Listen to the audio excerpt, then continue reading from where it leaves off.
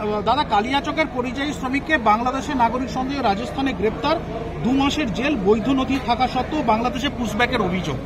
আপনি কি করে জানলেন বৈধ? আপনি জানলেন কি করে এবিপি আনন্দ বৈধ? জানলেন কি করে? আপনি কোর্ট থেকে নথি তুলে নিয়ে আসবেন, আমাকে দেবেন, আমি রাজস্থানের মুখ্যমন্ত্রী ভজনলাল শর্মাকে বলবো যে আপনার পুলিশকে বলুন ক্ষমা চেয়ে মুক্তি দিতে। দাদা, 30 বছর আপনারা অনেকেই কান দিয়ে দেখেন, আর সেকুলারিজমের নামে আপনারা পশ্চিমবঙ্গের সর্বনাশ করে দিয়েছেন। অলরেডি 1-1.5 কোটি লোককে ঢুকিয়ে দিয়েছেন, যারা আমাদের জমি নিচ্ছে, রেশন নিচ্ছে, ভোট নিচ্ছে, সব নিয়ে নিচ্ছে আমাদের। এবং এরা কারা?